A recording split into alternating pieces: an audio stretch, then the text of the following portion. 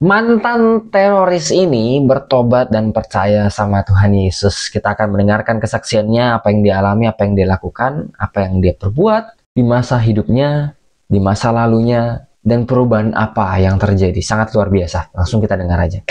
When an Iranian ex-Hezbollah shows up in Israel, everyone wants to know why I'm here.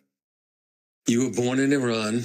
Correct. You were a Hezbollah fighter for 3 years. Correct. I was on my way to United States to convert Christians into Islam.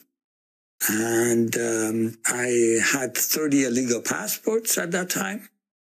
I was arrested, put in jail in Malaysia. I was a dedicated Muslim. Not only prayed the prayers, but I read the Quran once every 10 days, cover to cover. So I was very dedicated. In my time in jail, one day as I'm praying, a man appears in front of me, normal size, but his being shines like light. And this light was not a normal light. This light carried identity in it. You knew that he is holy and he is just. And instantaneous, I knew I am not.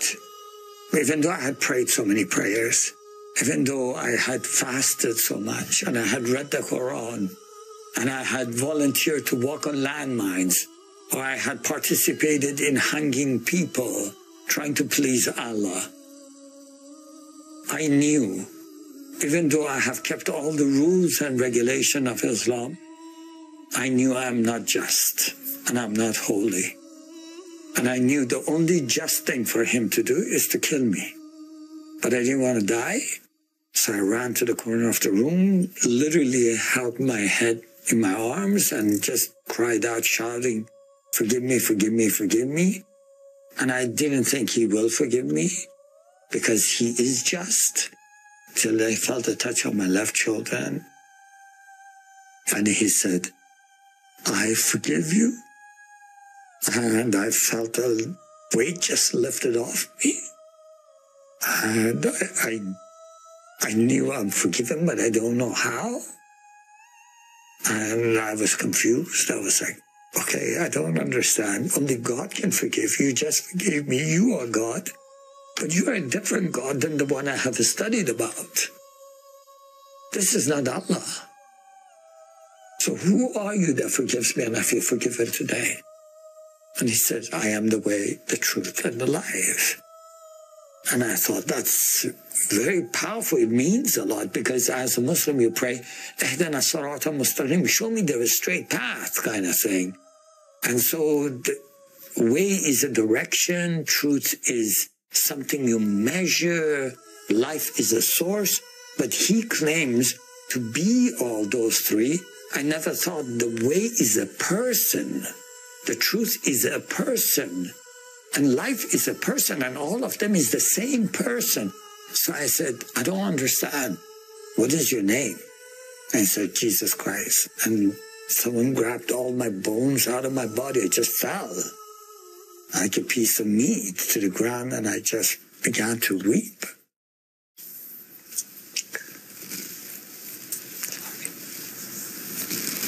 What changed after that?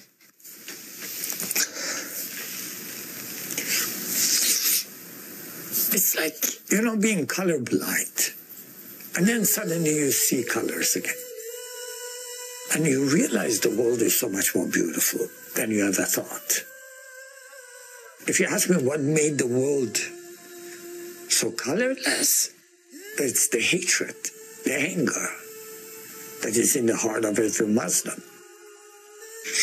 I mean, people say, why did you hate the Jews? I had never met a Jew. But I thought Hitler was a good man for doing what he did. He just didn't finish the job. I don't know why I hated them. No Jew had ever done anything bad to me. God didn't design us to hate. Didn't design us to want to see someone dead. He did not design us for these things. These are design of Satan. How do you think killing the people that God gave them this land to is going to please Allah. The God of heaven, the God of Abraham and Moses, the God of their prophets, like Jesus, is not a God that celebrates when Jews are killed. Ya, betul sekali. Memang sayang banget ya, banyak banget di dunia ini. Bahkan mungkin semua kepercayaan, semua agama itu punya yang namanya kayak oknum-oknum yang mengakunya sih memeluk agama A, memeluk agama B. Tapi aku sih percaya Tuhan nggak menyukai yang namanya kekejaman yang seperti itu ke sesama manusia. Bahkan di Alkitab, Tuhan Yesus bilang untuk kasihilah sesamamu, kasihi manusia, sesamamu manusia, seperti dirimu sendiri. Take care of them. Bukan soal kasih sesamamu manusia yang kepercayaan gitu, enggak. Sesamamu manusia dengan manusia, terlepas dari dia percaya apa, dia percaya siapa, dia punya value seperti apa, kita disuruh untuk mengasihi. Kita buka Alkitab kita, apa yang membuat pria ini bertobat adalah kasihnya Tuhan Yesus yang begitu luar biasa, yang dia rasakan, dan itu membuat joyful, sukacita yang luar biasa yang nggak pernah dia rasain sebelumnya, yang nggak pernah mungkin dia alami sebelumnya. Di Mazmur 89 ayat 2, aku hendak menyanyikan kasih setia Tuhan untuk selama-lamanya. Itu saking kita excited, saking kita happy tuh, gue mau nyanyiin kebaikan Tuhan tuh sampai selama-lamanya, ini kata pemazmur gitu ya. Terus ada di ratapan juga, tak berkesudahan kasih setia Tuhan, tak habis-habisnya rahmatnya. Ini juga keren banget.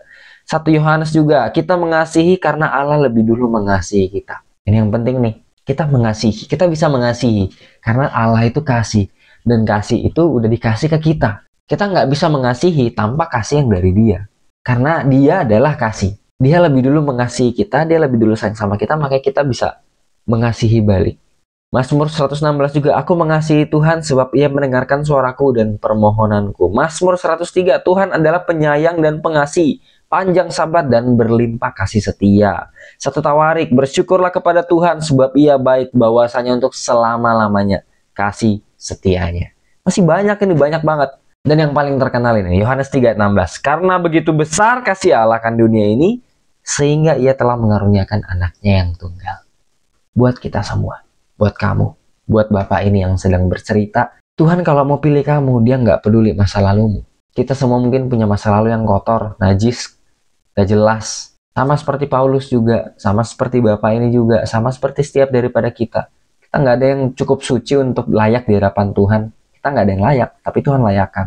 Waktu Tuhan mau pakai kamu, Tuhan mau pilih kamu, bukan soal masa lalumu, cuma karena dia sayang sama kamu. That's the only reason. Dan dia mau kamu balik kepadanya. Apapun yang sudah kamu lakukan, sejauh manapun itu, selama kita masih punya nafas, kita dipanggil balik. Yuk jalanin bareng sama Tuhan kali ini. Belum terlambat, selama kita masih punya nafas. Aku dorong teman-teman di sini yang mungkin punya hubungan sama Tuhan yang mungkin tidak terlalu baik akhir-akhir ini, yuk perbaiki sekarang. Jangan ditunda-tunda, karena kita nggak tahu kapan kita check out dari dunia ini. Beresin sekarang. Berdamai sama Tuhan sekarang. Dia tungguin, dan dia tungguin bukan dengan lipat tangan dan mau marah, siap dimarahin, siap diomelin. Tapi dia buka tangan dan siap untuk peluk kamu waktu kamu pulang. Itu aja untuk video kali ini, semoga memberkati dan ngerimain kita semua. God bless you, tolong di-share, di-subscribe, di-like juga, di komen kalau teman-teman ada dapat remah spesifik. Terima kasih, God bless you.